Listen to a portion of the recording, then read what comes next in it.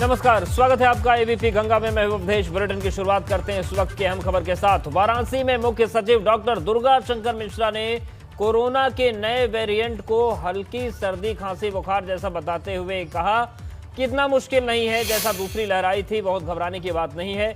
उन्होंने कहा कि अस्पताल भी बहुत कम लोग जा रहे हैं और जो लोग जा रहे हैं वो दूसरी बीमारी के कारण जा रहे हैं। युवाओं का वैक्सीनेशन हो रहा है, सब कुछ ठीक है। कोविड का इन्फेक्शन केवल हमारे प्रदेश में नहीं पूरे देश में है और पूरी दुनिया में फैल रहा है।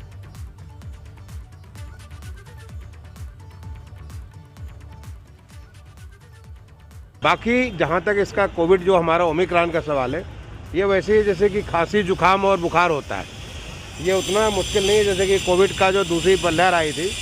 और इस बहाने आपका एक इम्यूनिटी भी बहुत बढ़ रही है, इम्यूनिटी भी आपकी बढ़ रही है आगे के लिए। और वो आता है, थोड़ा मोड़ा बुखार आता है, खांसी जुकाम हुआ और उसका 7 दिन के अंदर चला जाता है। तो हॉस्पिटलाइजेशन का नंबर बहुत कम है। इनफैक्ट जो लोग हॉस्पिटल में भी गए हुए हैं वो लोग गए हुए हैं जिनको और कोई कारण है, तो इससे कोई घबराने की बात नहीं है।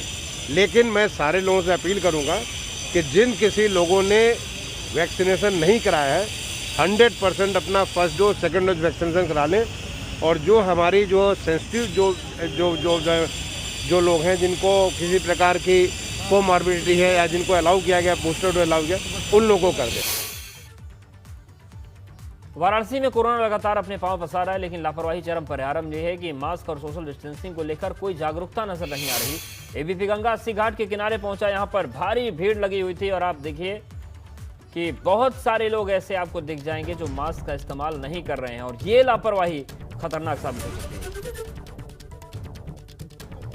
कोरोना के आंकड़े लगातार बढ़ रहे हैं, लेकिन लोग कितने लापरवाह हैं, इसकी तस्वीर हम आपको वाराणसी के 80 घाट पर दिखा रहे हैं। आप देखें, यहाँ पर ये भीड़ देखिए, ये भीड़ कहने को तो बारिश से बचने के लिए है, लेकिन स्थिति आपके सामने। आप देखिए, यहाँ कोई सोशल डिस्टेंसिंग नहीं, ज़्यादातर लोग बिना मास्क के। और इसके साथ ही ज़रा किनारे पर जो दुकानें लगी हैं, इनकी तस्वीरें दिखा दीजिए। आप देखिए, आपको ज़्यादातर लोग यहाँ पर इन दुकानों पर घूमते हुए दिखाई देंगे। दूसरे ओर की भी तस्वीरें देखें, चारों ओर आपको भीड़ ही भीड़ दिखाई देगी। हाँ, सुरक्षाकर्मी ज़रूर हैं, लेकिन वो ऊपर की ओर हैं और वो गाड़ियों को रोक रहे हैं। न तो यहाँ आने वाली पब्लिक को कोई जागरूक कर रहा है, न तो इन्हें इस आने वाले खतरे को लेकर कोई भी बताता हुआ नज़र आ रहा है। आपके सामने ये तस्वीरें हैं और देखिए यहाँ पर लोग किस तरह से कितने बेपरवाह होकर घाट पर घूम रहे हैं। तो ऐसी लापरवाही भारी पड़ सकती है। उम्मीद है आगे सुधार जरूर होगा। कैमरामैन विशेष के साथ नीतीश कुमार पांडे, एबीपी गंगा, वाराणसी।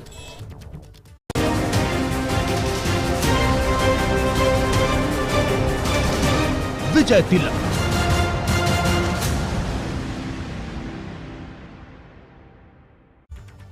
चुनाव यूपी का है, लेकिन दिल पूरे देश का धड़क रहा है। हर कोई पूछ रहा है कि यूपी में कौन जीतेगा, क्योंकि चुनाव आयोग ने उन तारीखों का ऐलान कर दिया जिनका इंतजार पूरा देश बेसब्री से कर रहा था। अब बड़ा सवाल यह है चुनाव की निष्पक्षता का, क्योंकि समाजवादी पार्टी ने निर्वाचन आयोग की चिट्ठी लिखकर कुछ अफसरों को हटाने की मांग करके घोटाला दिया। सपा का कहना है कि अपर मुख्य सचिव गृह अवनीश अवस्थी और अतिरिक्त मुख्य सचिव सूचना नवनीत सहगल को हटाया जाए। यही नहीं, सपा ने ADG law and order Prashant Kumar और एडीजी अमिताभ यश को भी हटाने की मांग की है। सपा का आरोप है कि ये अफसर भाजपा के कार्यकर्ता की तरह काम कर रहे हैं।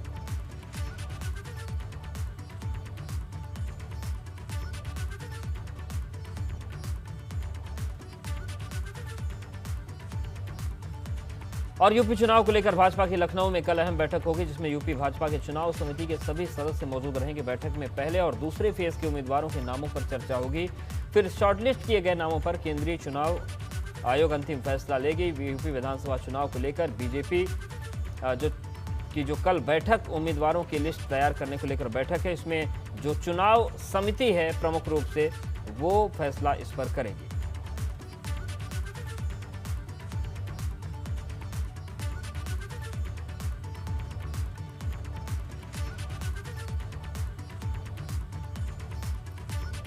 अब बैठक की बात हो रही है तो फिर सपा भी कहां पीछे रहने वाली है। भाजपा जहां कल बैठक करने जा रही, तो वहीं सपा ने 12 जनवरी को पार्टी कार्यालय पर बड़ी बैठक बुलाई है। बैठक के लिए सभी सहयोगी दलों को बुलाया गया है। बैठक में सहयोगी दलों के साथ सीट शेयरिंग पर भी चर्चा होगी और उम्मीद की जा रही है कि बैठक के बाद ही किस पार्टी को कितनी सीटें मिलने जा रही हैं इसका ऐलान कर दिया जाएगा।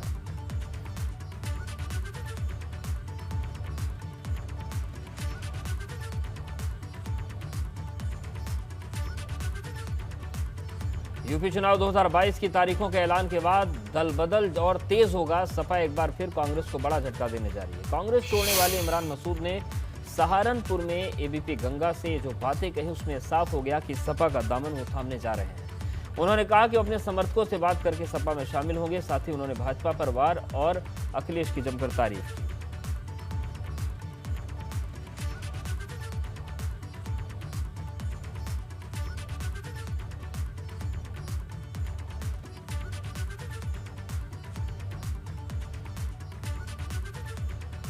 और आइए अब हम आपको सुनाते हैं कि कांग्रेस का साथ छोड़कर सपा में शामिल होने जा रहे इमरान मसूद ने क्यों कहा कि भाजपा की सीधी लड़ाई सपा से है और भाजपा सिर्फ फीता काटने का काम कर रही है। उत्तर प्रदेश में समाजवादी पार्टी और भाजपा के बीच में सीधी टक्कर होती भी बन रही है। उस परिस्थिति के अंदर हम भारतीय जनता पार्टी के किसी भी रूप में परोक्ष रूप से, प्रत्यक्ष रूप से या अप्रत्यक्ष रूप से हम उनके साधक बन जाएं, वो मेरे लिए मुमकिन नहीं है।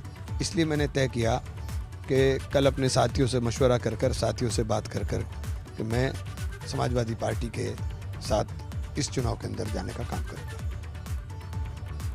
उत्तर प्रदेश के अंदर जो काम अखिलेश यादव जी की सरकार ने किए, मैंने पहले भी कहा था कि अखिलेश जी ने नौजवानों के लिए जो काम किए हैं वो मील का पत्थर हैं। अखिलेश जी ने प्रदेश के विकास के लिए काम जो किए हैं वो मील का पत्थर हैं। अखिलेश जी के किए हुए काम 5 साल के जो उनकी सरकार के अंदर किए गए थे, उन अधूरे कामों को पूरा करने के अंदर पूरे 5 साल भारतीय जनता पार्टी ने फीता काटने में लगा दिए।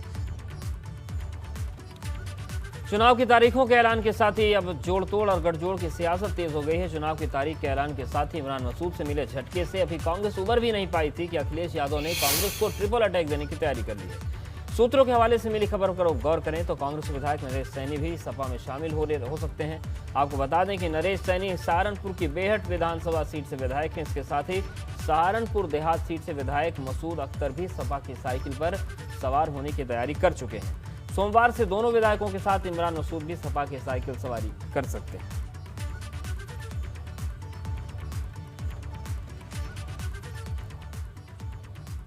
चुनाव की तारीखों के ऐलान के बाद प्रसपा अध्यक्ष शिवपाल यादव ने एबीपी गंगा से खास बातचीत की। शिवपाल ने कहा कि प्रसपा और सपा मिलकर चुनाव लड़ रहे हैं।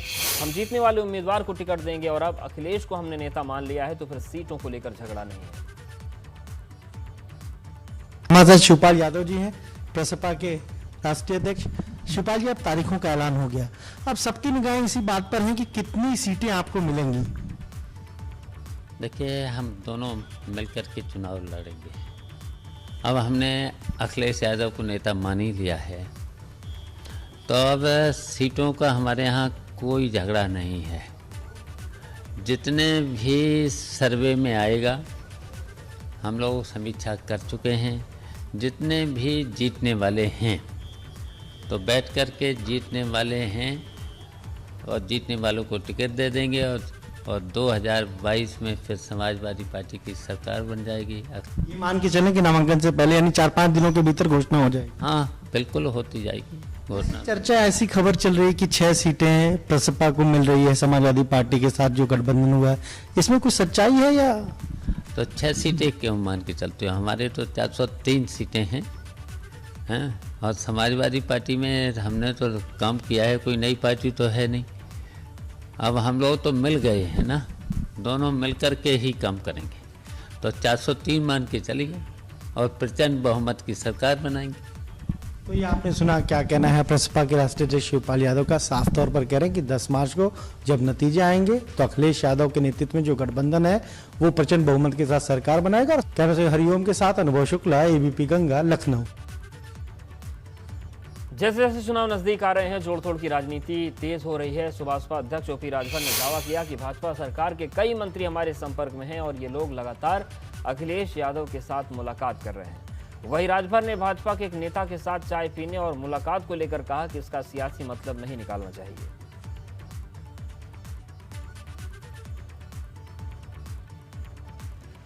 और आइए अब आपको सुनवाते हैं सुभाषपा अध्यक्ष ओपी राजभर का वो बयान जो उन्होंने भाजपा नेता और यूपी सरकार के मंत्रियों को लेकर दिया है।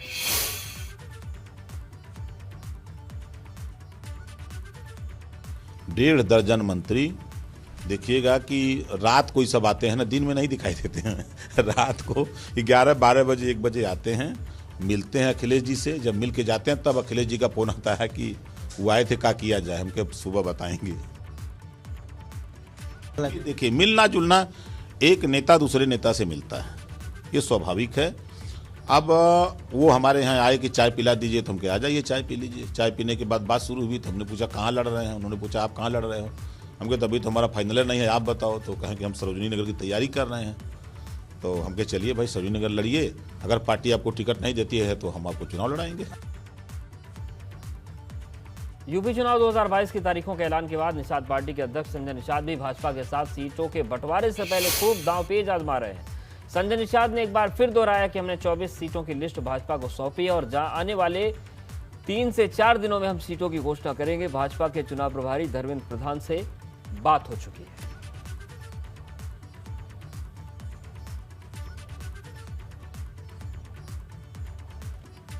और आइए अब आपको सुनवाते हैं निषाद पार्टी के अध्यक्ष संजय निषाद का बयान, जिसमें उन्होंने भाजपा के चुनाव प्रभारी धर्मेंद्र प्रधान से बात होने और 20 से ज्यादा सीटों पर चुनाव लड़ने का दावा किया।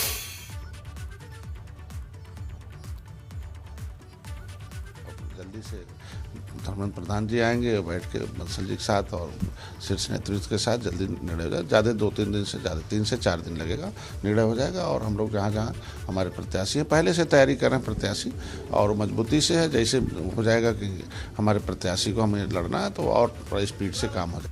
मैंने 24 सीटों का उन्हें वो दिया, लिस्ट दिया है, और उसमें 2-4-5 से कम हो सकते हैं, लेकिन निश्चित रूप से मिलेगी, और क्योंकि पहले से बात हो चुकी है। अच्छा, यानी बात हो चुकी है, यानी 20 के आसपास सीट आपको मिलेगी ही मिलेगी। निश्चित रूप से मिलेगी, और भोजन भरी थाली से ज़्यादातर उसमें सीटें हम अपनी पार्टी के सिंबल से चुनाव लड़ेंगे। वहीं सुभाषपा अध्यक्ष ओपी राजभर हो या निषाद पार्टी के संजय निषाद, दोनों 2022 में अपने अपने गठबंधन की जीत का दावा कर रहे हैं।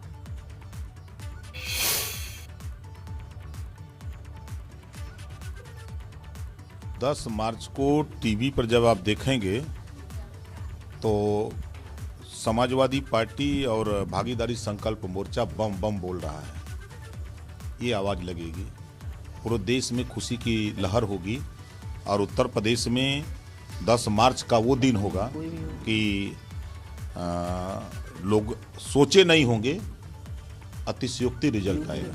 2022 के उस एनडीए की सरकार बनेगी 10 मार्च को गिनती के बाद, देखिएगा ऐतिहासिक होगा। जिस तरीके से 2019 में हुआ था कि एक गठबंधन बड़ा सा लड़ा था, और फिर निषाद पार्टी मछुआ समुदाय डॉक्टर संजय मोदी के साथ खड़ा हुआ और ऐतिहासिक जीत हुई, उसी तरीके से 2022 की ऐतिहासिक जीत होगी। कानपुर में आम आदमी पार्टी के प्रत्याशी चुनाव आयोग की हिदायतों की धज्जियां उड़ा रहे हैं। दरअसल चुनाव आयोग ने डोर टू डोर प्रचार करने के लिए सिर्फ 5 लोगों की अनुमति दी है, लेकिन आम आदमी पार्टी के आजनगर विधानसभा के प्रत्याशी अनंत शुक्ला कई लोगों के साथ बगैर मास्क के ही डोर टू डोर प्रचार करने पहुंच गए।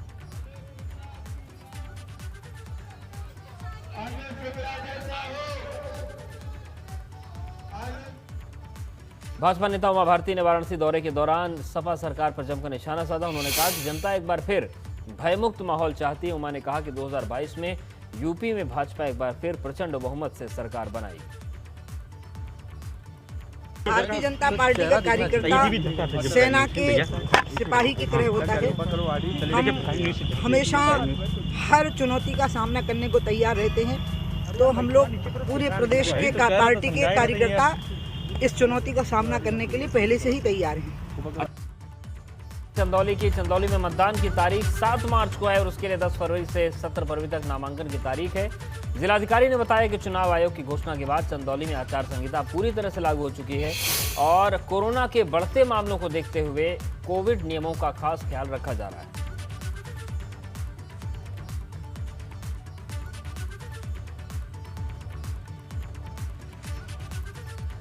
सपा के सहयोगी महान दल के अध्यक्ष केशव देव मौर्य ने कहा कि 10 मार्च को हमारे गठबंधन की सरकार बन रही है और अखिलेश सीएम बने जा रहे हैं।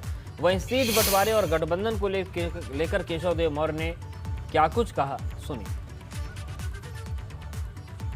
10 मार्च को अखिलेश जी आ रहे हैं मुख्यमंत्री के रूप में और उत्तर प्रदेश में समाजवादी पार्टी की सरकार प्रचंड बहुमत से बनेगी, भारतीय जनता पार्टी की सफाया होगा। देखिए, बात सीटों की 2 की नहीं है। हमने उनसे सीटें मांगी हैं, 2 तो परिवार के लिए मांगी हैं, अपने दोनों बेटों के लिए 2 सीट मांगी। इसके अलावा मैंने सीटें मांगी हैं और वो उस पर सहमत हैं, वो सीटें उस पर देने के लिए तैयार हैं और जल्दी ही उसकी घोषणा आपके सामने होगी। हम समाजवादी पार्टी के साथ हैं, लेकिन कोई विलय नहीं हमारा। समाजवादी पार्टी के साथ गठबंधन है और गठबंधन में चीज़ें हिस्सेदारी की होती हैं। हिस्सेदारी हुई तो गठबंधन आगे चलेगा। एक तरफ चुनाव आयोग ने तारीखों के ऐलान के साथ ही रैली पर रोक लगा दी, तो पार्टियों ने डोर टू डोर प्रचार के लिए अपनी तैयारी शुरू कर दी है। इसमें सबसे पहले सामने आई है आम आदमी पार्टी। आम आदमी पार्टी के संयोजक और दिल्ली के सीएम अरविंद केजरीवाल ने कार्यकर्ताओं के साथ वर्चुअल संवाद किया और कार्यकर्ताओं को प्रचार का प्लान बताया। वहीं यूपी प्रभारी संजय सिंह ने आम आदमी पार्टी के प्रचार की रणनीति बताई।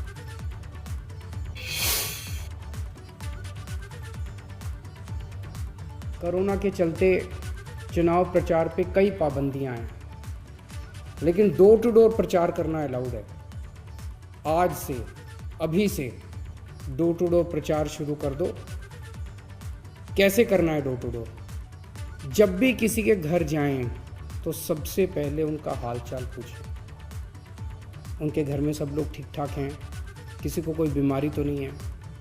अगर उन्हें किसी चीज़ की ज़रूरत हो तो पहले उनकी मदद करें। चुनाव प्रचार भी हमारे लिए सेवा करने का एक मौका होना चाहिए। फिर उन्हें बताएं कि दिल्ली में आम आदमी पार्टी की सरकार ने हमने क्या क्या अच्छे काम किए हैं। नियम बनाया है कि आप वर्चुअल माध्यम से लोगों से जुड़ सकते हैं, 5-5 लोगों की टीम बना के डोर टू डोर कैंपेनिंग कर सकते हैं। तो आम आदमी पार्टी ने कोरोना की महामारी को देखते हुए इस फैसले का स्वागत किया और हम अपने चुनाव प्रचार की तैयारी में लग गए हैं। आज हमारी दूसरी केजरीवाल गारंटी की वर्चुअल सभा थी। कल मैंने एक वर्चुअल सभा की थी, आज भी की। इसमें 403 विधानसभाओं में जहां पे हमारा संगठन है, पदाधिकारी हैं, वो लोग जुड़े थे। आम जनता को भी इसका मैसेज भेजा गया, उनसे अपील की गई फेसबुक पे, ट्विटर पे, इंस्टाग्राम पे कि आप आइए, यूट्यूब पे कि आप आइए और हमारे साथ जुड़िए।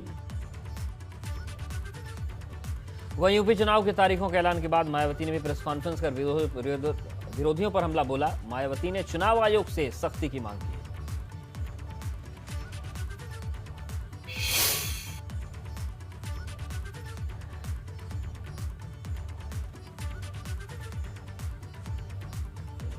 फ्री एंड फेयर होना चाहिए, इसके लिए हमारी पार्टी का चुनाव आयोग से विशेष अनुरोध भी है। खासकर दलित व अन्य कमजोर वर्गों के लोग अति संवेदनशील पोलिंग बूथों पर अपना वोट डाल सकें। इस मामले में भी चुनाव आयोग को काफ़ी सख्त कदम उठाने होंगे, वरना इन वर्गों के लोग अपना वोट डालने से वंचित रह जाएंगे। मायावती ने प्रदेश में कानून व्यवस्था को लेकर भाजपा पर हमला बोला। सपा के बारे में कहा कि ये जोड़ तोड़ वाली पार्टी है, 400 सीटें जीतने का उसका दावा 10 मार्च को हवा हवाई हो जाएगा। प्रदेश में यहाँ एक पार्टी ऐसी भी है जो दूसरी पार्टियों के निकाले हुए लोगों के सहारे व अनेकों पार्टियों के साथ गठबंधन करके इस चुनाव में 403 में से 400 सीटें जीतने का सपना देख रही है और अब इनका ये सपना भी दिनांक 10 मार्च को जरूर हवा हवाई होने वाला है। अपनी पार्टी के आपराधिक तत्वों को बचाती है और केवल दूसरों के खिलाफ ही पक्षपातपूर्ण कार्रवाई करती है। जैसा कि यूपी में वर्तमान बीजेपी की सरकार में भी हमें काफ़ी कुछ देखने को मिल रहा है, जिस कारण ही यहाँ अपराधियों का अभी भी जंगल राज चल रहा है और जनता बुरी तरह से त्रस्त है।